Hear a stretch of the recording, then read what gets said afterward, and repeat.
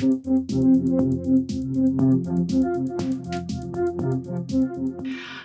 everyone, it's Elizabeth from Elpis Astrology at elpisastrology.com. Thank you so much for joining me today. And I'm welcoming all my new subscribers and viewers as well. So this video is going to be my take on the astrology for July 2024. And you know, we start off July right around the 3rd of July with Mercury in Leo opposite Pluto, which is in Aquarius. Now, when we look at it just on the surface, to have an opposition here with Mercury and Pluto really suggests that there's some powerful news that's going to be coming out our way. Maybe even some transformational type of information will be coming our way too. And if we look at maybe some individuals here, many times most astrologers will look at the sign of Leo as kind of representing kings, queens, monarchs, that kind of thing.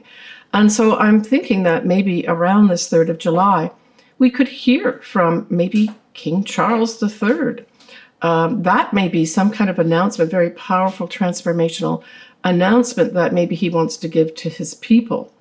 Alternatively, certainly, you know, the monarchy tends to a lot of times do these discussions behind the scenes, and rightfully so, before they make some announcements. But I think there's something in that realm here too. Now, there are other royal families too, so it's quite possible we will hear maybe from more than one royal family with regards to some powerful change or transformation within their group. We've got our first new moon that's in Cancer, so happy new year to all my Cancer folks. And a special happy birthday to my brother John. So this new moon in Cancer is at 14 Cancer, 23 minutes. It is on the 5th of July, 2024. And let me just get the time here. The time is going to be 3:58 p.m. And of course, that's my time, Pacific Daylight Time.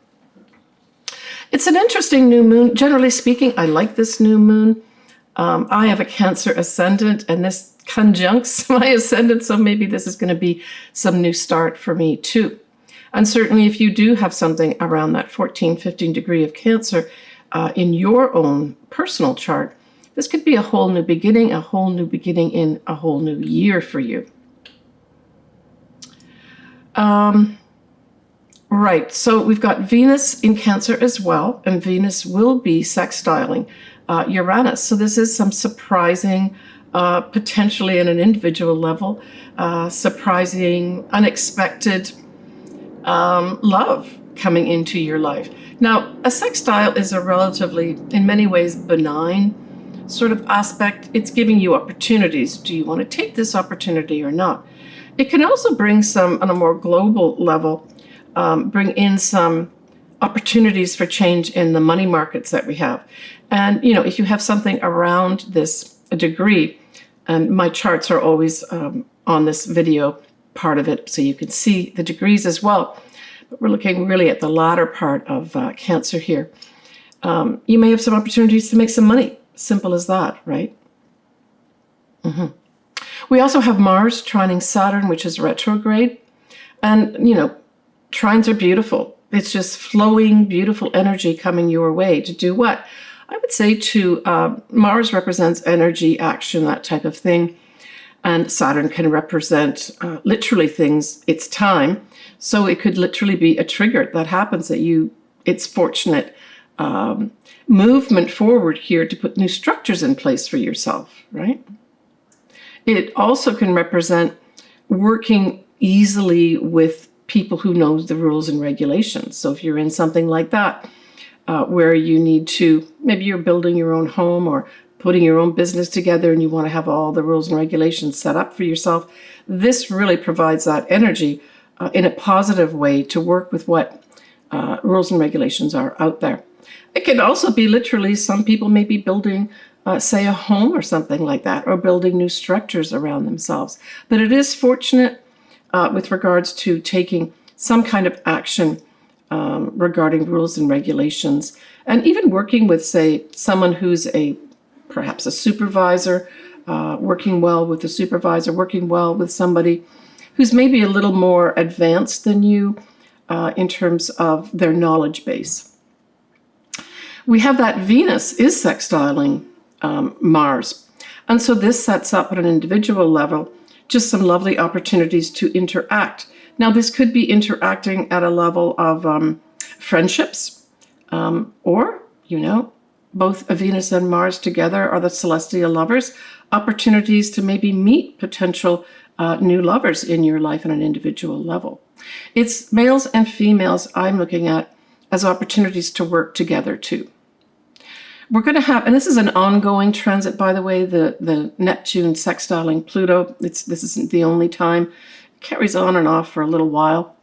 But this is like working forces working together, at a high level. And it could be even different religious factions, right? Neptune many times can represent religion, so can Jupiter. And Pluto is powerful type energy, right? Transformational energy. Could it be that many leaders in all religions come together to help transform our society in a positive way? Maybe we're yet to see that, right? Now, this Mercury is now going to be at 5 degrees of Leo.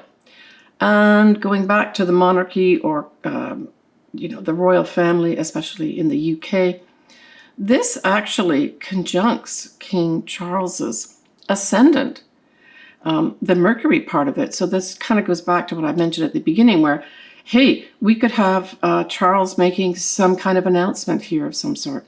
But again, it could also be other things as well. But because this conjuncts his ascendant, it's pretty important. The other thing that it does, though, is that Mercury, it also squares Charles's north node, as well as his moon in the 10th house. So this could be that he has some challenges with regards to his career for some reason, right? This moon and sun also aspect Prince William's north node. It conjuncts it. And that's in his 7th house.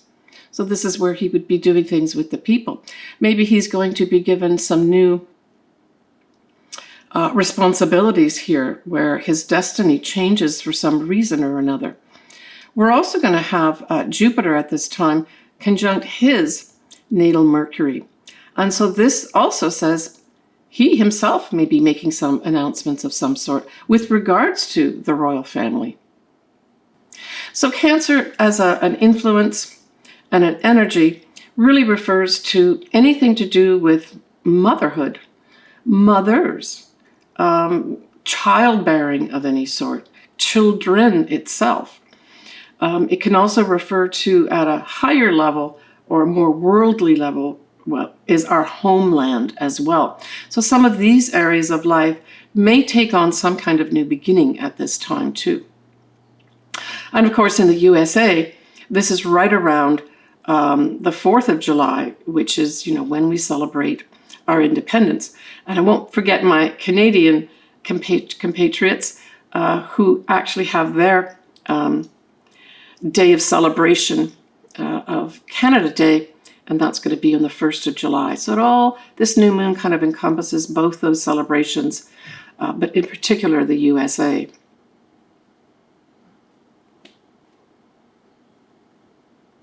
On the 8th of July, we have that Mars now conjuncting Uranus. So this may be an upsetting day of some sort where there's unexpected movement, energy that comes out of the blue to take some kind of aggressive, I would say this is aggressive action of some sort on the 8th of July. We're talking about the sign of Taurus, of course. So this could play out too in a more worldly way in terms of like earthquakes and volcanoes, because Earth is very much represented here by Taurus, right? And with this conjunction of these two very powerful energies, it can represent something like that, an Earth-type event. On the 10th of July, we're going to have Venus sextiling Uranus. And certainly if you have anything around the degree point, and we also have Venus a couple days later trining Neptune. So this also could bring in on a personal level some opportunity to form a love relationship of some sort. It can also, though, bring in something with regards to monies, right, at a more global level. Opportunities to unexpectedly change those up. Maybe that cryptocurrency is really going to have a turnaround here and get some traction, right? Now, the Venus trining Neptune is, so both of these are working together in terms of favorable energies with regards to really high levels of love, too. And this could also play out, as I mentioned earlier, with regards to religious, various religious groups working together. It can represent females as well, too. And that female sextiling, that female planet Venus sextiling Uranus, followed by Venus trining Neptune, can just bring in some really powerful, inspirational energies from women. On the 13th of July, that Venus is going to be opposing Pluto. And so this I see as women confronting those in power. And we know there's a lot of things going on out there in politic land. And this could be some big march that happens where women get up and start saying, we're not putting up with this. You can't tell me what to do. You're supposed to be representing me, not your maybe religious fever. On the 19th of July, we have, this is an annular event. It just occurs in different degrees and obviously different signs, but we have the Sun sextiling Uranus. So these are opportunities here, unexpected opportunities really to, I think, bring things to light. That Sun is one of the most important things in a chart, and it represents its essence, right? And so I really feel that this is some kind of opportunity here, unexpected again, to shine some light on things related to, this would be related to anything to do with Cancer as well, right? Because the Sun is still in Cancer at this point. So, so these again go back to those Cancer-related motherhood, mothers, children, childbearing, that type of thing, right? Our homeland. Yeah, it's kind of like there's this request for change in these areas, right? So we're going to have the full moon in July in Capricorn. Now, this is the second full moon in Capricorn in a row. We had the first one in June, which is right around the beginning degrees of Capricorn, so it suggested a beginning. But this full moon in Capricorn is going to be at 29 degrees of Capricorn in 8 minutes, so there's 30 degrees in every sign. We know that this is right at the end of the sign. This is what's called an anaretic degree. It is a critical degree as well. And it tends to bring things up to a high intensity level, the 29 degree mark. And so I would say this is going to be an intense time, right? And this is going to be on the 21st of July. Let me get the time for you as well. Yeah. So the time is going to be at 3:16 a.m. Pacific Daylight Time on the 21st of July here. We're going to have this moon conjunct Pluto, but Pluto is kind of out of that sign, right? Pluto is still at 0 degrees of Aquarius, but that's right up next to the end of Capricorn, which is where this moon is. So we know the moon is in one sign, and then the sun will always be in the opposite sign for a full moon. So we also know that the sun is opposite to Pluto. So I would say that this is going to be a pretty intense full moon is what it boils down to. And certainly if you've got, let's just say you're a Capricorn Ascendant or a Capricorn Sun, and you were born towards the end, the Capricorn Suns in particular here I'm talking about, if you were born towards that end of Capricorn, this could be some kind of real big illumination for you that goes on. And with Pluto involved, it's transformation. So for some folks, maybe Capricorns that have been waiting for some big change to happen, this might be your time here on the 21st of July to transform your life. So yeah, it's culminations of the full moon, shining a big spotlight on something. And Capricorn, what is the Capricorn energy? Well, Capricorn's ruled by Saturn. So we know that we've got a more older type energy surrounding this.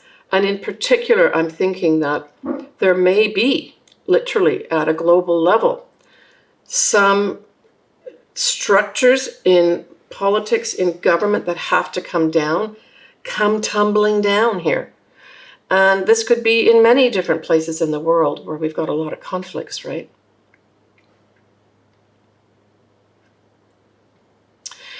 We do have that moon. It will be sextiling Neptune. That's a beautiful setup here. So the moon on a global level can represent people. And so this is people getting opportunities to have great inspiration. So maybe whatever tumbles down will provide some great inspiration for the people.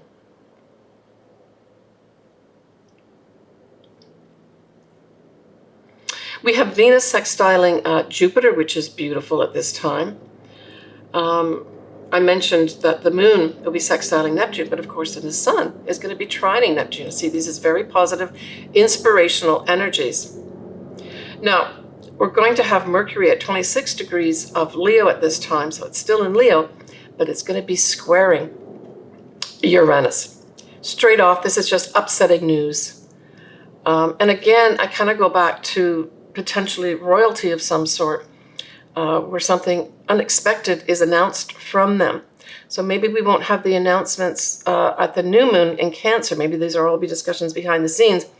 And then at the square, there's some upsetting news that's delivered to us. But certainly, just generally speaking, this is unexpected news that provide challenges, right? And we're looking here at the 26 degree mark of Leo and the 26 degree mark of Taurus, of course. Yeah, and that Venus sextiling Jupiter is perfect. These are the two benefics, right? So this is providing opportunities for some folks to maybe make some money. Other folks, maybe you will have an opportunity, a lucky opportunity to meet the love of your life. We're going to have Mars, that's going to be in Gemini, trining Pluto in Aquarius. Now this is a nice energy too.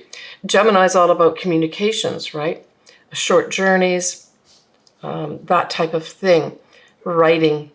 So I see this Mars in Gemini ushering in some important information that helps transform some aspect of the collective here.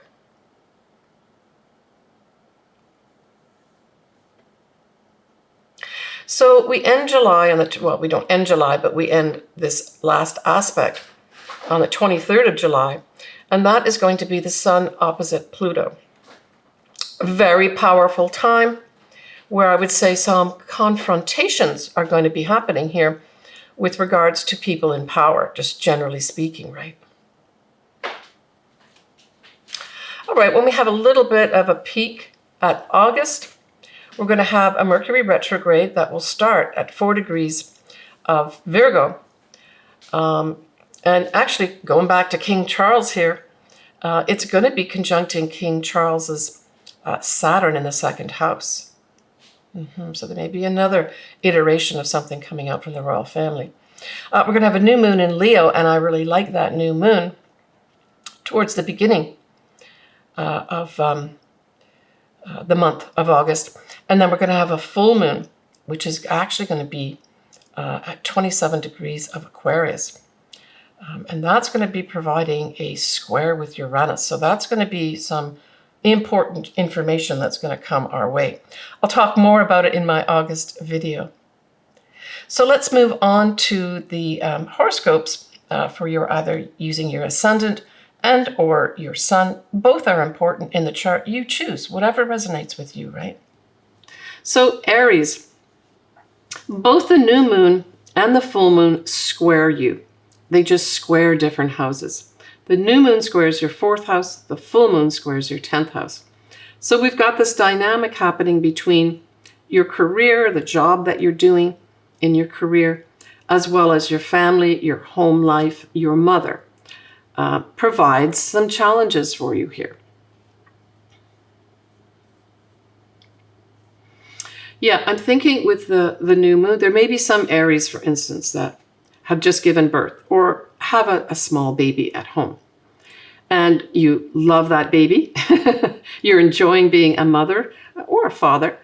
But it's requiring some adjustment in your family, maybe other family members, maybe some literal adjustment in the home, where maybe you've got to expand the home somehow or put safety measures into your home and you're saying, oh my God, I forgot to do that. I got to do that too. So some areas are going to be involved doing that. Okay, that's going to be the effect of the square, where you just have to work at something here to get it done. There's going to be other areas that are having to put a lot of compassion and nurturing energy into maybe family members, maybe both your mother and your father, or maybe just one of them, where it's a little onerous for you. I would say think outside the box. Are there other family members, maybe not immediate family, other family members that can help you out? Maybe you've got to look after your mother and or your father, and it's requiring a lot of energy, a lot of your compassion and nurturing energy from you, and you're feeling a bit drained. I would say, as I said all the time about these squares, think outside that box, Aries, and see what services might be available to you that you've not yet discovered, and tap into them. When we look at that square with the full moon in Capricorn, it aspects your 10th house. And so this is bringing a big energy with regards to your career. There's going to be some Aries that say something happened at the first full moon in June, where this second full moon comes in, kapow. You say, I'm done with this career. I don't want to report to these people or this person anymore. It's not helping me. It's so restrictive that I can't express who I am. And you make this decision on the 21st or around the 21st of July, at the square with this full moon, to end a job, to even maybe end a career. Yeah. And you just have to figure out how you want to do it in a way that respects everybody, right?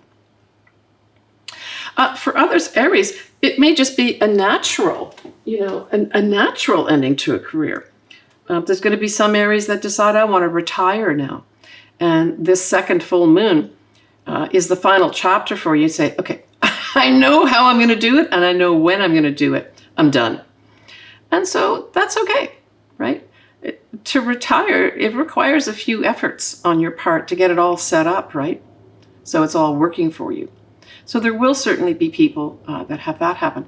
Now, because it is in Capricorn and Saturn rules Capricorn, I'm thinking still for other Aries, this could involve the company that you're in either changes the rules and regulations, or the company's structure is changing and you have to change with it. And maybe on first blush, it doesn't suit you, right? Always look for the win-win situation, right? And opportunities. All right. Take care, Aries. All right, everybody. So that is it for me. I'm wishing everybody a great summer. I'm in San Diego, and we're just starting to get some real heat. But I know in other parts of the country, it's been boiling hot. So for those folks, I hope you get some relief. I always love doing your charts. All my contact information is below. You can always email me. I love hearing from everybody, so please feel free to leave your comments. You'll always have something, at least a heart, sent back to you, right? Take care, everyone. Sending everybody lots of love and lots of happiness. Bye for now.